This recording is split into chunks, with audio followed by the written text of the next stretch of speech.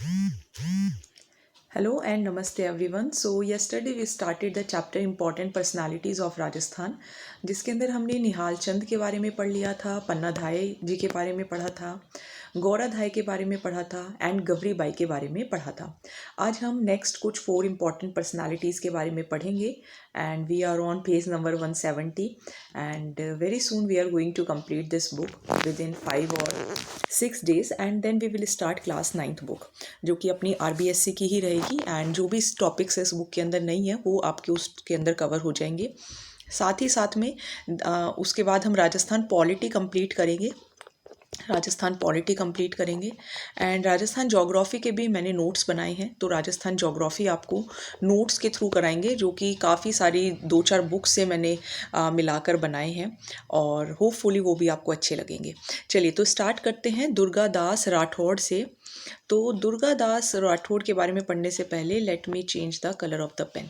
हाँ जी, तो दुर्गा दास राठौड़ वीर शिरोमणि दुर्गा दास, जो कि हिस्ट्री में जाने जाते हैं अपनी ऑब्वियसली अपनी बहादुरी के लिए. और किसके बेटे थे ये? अस्करन के बेटे थे, जो कि मिनिस्टर रहा करते थे महाराजा जसवंत सिंह के टाइम पर, या उनके मिनिस्टर थे. 13 अगस्त 1638 में इनका जन्म होता है मारवाड़ के अंदर और जसवंत सिंह की आर्मी को ये सर्व करते हैं. जब महाराजा जसवंत सिंह की डेथ हो जाती है तो ये महाराजा की जो क्वीन है और उनके जो बेटे हैं अजीत सिंह, जिनके बारे में हमने कल पढ़ा था, तो उनको ये बचाते हैं और बेसिकली गद्दी उनको दिलवाते हैं. और एक और इम्पॉर्टेंट वर्क राठौड़ और सिसोदिया का जो अलायंस है, तो वो भी इन्होंने बनाने में मदद करी थी and he helped in against the Mughal emperor. तो औरंगज़ेब जो थे, जो अजीत सिंह को जिन्होंने बुलाया था विद फैमिली, तो ये मदद करते हैं कि वो वहाँ पर ना जाए. ये साथ ही साथ में अकबर, जो प्रिंस अकबर हैं, उनको भी मदद करते हैं अगेंस्ट औरंगज़ेब और कहते हैं कि आप अपनी ड्यूटीज़ परफॉर्म करिए. और duties and performed his duties as a true friend. कैसे? अपने बेटे और अपनी बेटी को ये इस्लामिक एजुकेशन प्रोवाइड करते हैं. लेकिन फिर कुछ इनके डिफरेंसेस हो जाते हैं महाराजा अजीत सिंह के कारण, और तो ये जोधपुर छोड़ देते हैं और मेवाड़ चले जाते हैं. तो काफ़ी आपको इनका जो करेक्टर है, पहले ही अजीत सिंह की मदद करते हैं लेकिन फिर डिफरेंसेस होने के कारण ही लेफ्ट दैट प्लेस. लेकिन इन्होंने काफ़ी मदद करी अजीत सिंह की अगेंस्ट औरंगज़ेब, और फिर अकबर की भी मदद करी अगेंस्ट औरंगज़ेब. तो इसीलिए इनका जो रोल है वो काफ़ी इम्पॉर्टेंट हो जाता है.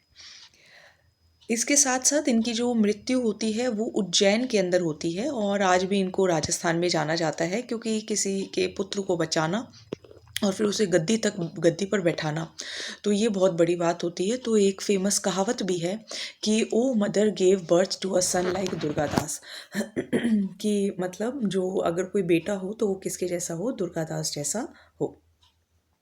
चलिए अब पढ़ेंगे दुरसा आढ़ा के बारे में. तो दुरसा आढ़ा ये आप देख सकते हैं, ये अकबर के कंटेम्पररी थे और इन्होंने भी महाराणा प्रताप और राव चंद्रसेन जैसा पैट्रियोटिज्म जो था वो देखा. और इनकी राइटिंग्स हैं विरुद्ध छत्री, किरतार बावनी एंड वीरम दियो सोलंकीरा दुहा. तो ये इनकी आपको ध्यान रखनी है. विरुद्ध छत्री, किरतार बावनी, वीरम दियो सोलंकी रात दुहा. तो काफ़ी पेपर में ये पूछा जाता है, तो ये आप ध्यान रखिए. वी के वी दुरसा आढ़ा, वी से विरुद्ध छत्री, के से किरतार बावनी, वी से वीरम दियो सोलंकी रात दुहा. चलिए अब पढ़ते हैं दयाल दास के बारे में. दयाल दास जो कि जो बीकानेर की जो ख्यात है, राठौड़री जो ख्यात है, उसके राइटर हैं दयाल दास.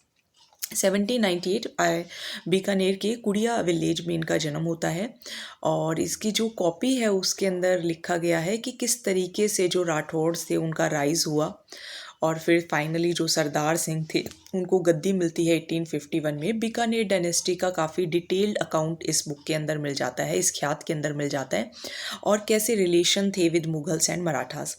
तो काफ़ी इंपॉर्टेंट डॉक्यूमेंट्स है. बीकानेर का एडमिनिस्ट्रेटिव सिस्टम अगर समझना है और अगर आपको ट्रांसलेशंस देखनी है राजस्थानी के अंदर, तो दयालदास का आप बीकानेर री राठौड़ री ख्यात को पढ़ सकते हैं. अब आप देखिए कविराज श्यामल दास को. तो ये हैं अपने कविराज श्यामल दास. ये कविराज श्यामल दास हैं. महाराणा ऑफ मेवाड़ शंभू सिंह के कोर्ट पोइट थे और उनके जो बेटे थे महाराणा सज्जन सिंह। तो इनका जो कविराज श्यामल दास है, इनका जन्म हुआ भीलवाड़ा के ढोकलिया के अंदर, मैं भी इसको ढोकलिया बोलते हूँ। तो इन्होंने लिखना शुरू किया मेवाड़ के बारे में, क्योंकि महाराजा जो महाराणा जो शंभू सिंह थे, उन्होंने इनको कहा कि आपने जो वीर विनोद जो है उसको आप लिखिए। तो श्यामल दास की ही है वीर विनोद। ब्रिटिश इंडियन गवर्नमेंट ने इनको टाइटल दिया केसरे ए हिंद, और महाराणा जो थे मेवाड़ के, उन्होंने इनको टाइटल दिया कविराज का। तो इसीलिए इनके नाम के आगे कविराज श्यामल दास लिखा रहता है। तो कविराज श्यामल दास जो कि कोर्ट पोइट थे महाराणा ऑफ मेवाड़ शंभू सिंह एंड उनके बेटे महाराणा सज्जन सिंह के, इनका जन्म भीलवाड़ा में हुआ। इन्होंने ही वीर विनोद लिखी है, क्योंकि महाराणा शंभू सिंह ने इनको लिखने को कहा था। ब्रिटिश इंडियन गवर्नमेंट ने इनको टाइटल दिया है केसरी हिंद, और मेवाड़ के महाराणा ने इनको टाइटल दिया है कवि राजा का। चलिए अब पढ़ते हैं गौरी शंकर हीराचंद ओझा। तो ये आप देख सकते हैं, काफ़ी इम्पॉर्टेंट हिस्टोरियन एंड आर्कियोलॉजिस्ट हैं। इनका जन्म होता है सिरोही के रोहिड़ा में 1863 में। एंशियंट स्क्रिप्ट्स का इनको काफ़ी नॉलेज था और इन्होंने लिपि माला लिखा। ब्रिटिशर्स ने इनको टाइटल दिया महामहोपाध्याय, है ना, इट्स महामहोपाध्याय और राय बहादुर, ये इनके टाइटल आपको ध्यान रखने हैं। इन्होंने काफ़ी जो राजस्थान की जो प्रिंसली स्टेट्स हैं उसके बारे में लिखा, जिसकी वजह से राजस्थान की हिस्ट्री को काफ़ी प्रॉस्पेरिटी भी मिली या फिर प्रॉस्पेरिटी को दर्शाया गया है। तो गौरी शंकर हीराचंद ओझा, ठीक है, तो ये आपको ध्यान रखना है। चलिए अब पढ़ते हैं बाव जी। इनकी पिक्चर नहीं है। बाव जी चतुर सिंह। तो चतुर सिंह एक फोक सेंट थे, संत थे, जो कि मेवाड़ रॉयल फैमिली को बिलोंग करते थे।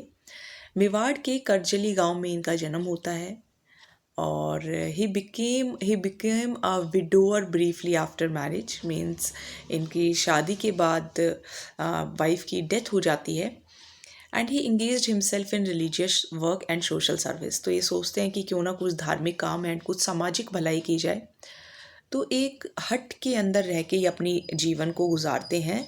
उदयपुर के पास एक गांव है सुखेर गांव, वहाँ पर योगा प्रैक्टिस करते हैं, लिटरेचर लिखते हैं, संस्कृत इनको अच्छे से आती थी, राजस्थानी लैंग्वेज अच्छे से आती थी। गंगा जली एक इम्पॉर्टेंट वर्क है जो कि इन्होंने लिखा है। परमार्थ विचार इन्होंने लिखा है। योग सूत्र पर इनकी कमेंट्री, सांख्य तत्व पर इनकी कमेंट्री, मानव मित्र रा चरित्र, शेष चरित्र, अलख पचीसी, अनुभव प्रकाश, चतुर प्रकाश, चतुर चिंतामणि, तो ये तो इनके नाम से रिलेट हो गए, चतुर प्रकाश, चतुर चिंतामणि, समाज बत्तीसी। एंड जब वो अपने काम से पब्लिक अवेयरनेस क्रिएट कर ही रहे थे तो इनकी डेथ भी हो जाती है 1929 में। देखिए काफ़ी लोग होते हैं जो बहुत अच्छे होते हैं और काफ़ी लोग होते हैं जो कि काफ़ी बुरे भी होते हैं। बुरे मीन्स हमें वो अच्छे नहीं लगते। तो उनके बारे में एक्सप्लेन करते हुए ये लिखते हैं, कारण तो कहतो फिरे हर कीनी हकनाक, जनरी वे उन्हें कहे हियो लिफाफो रख। ठीक है, तो ये इनके कुछ वर्ड्स थे जो कि आप जो मारवाड़ी जानते हैं वो बहुत अच्छे से समझ सकते हैं। चलिए अब हम एक और पढ़ेंगे आज बीरबल सिंह के बारे में।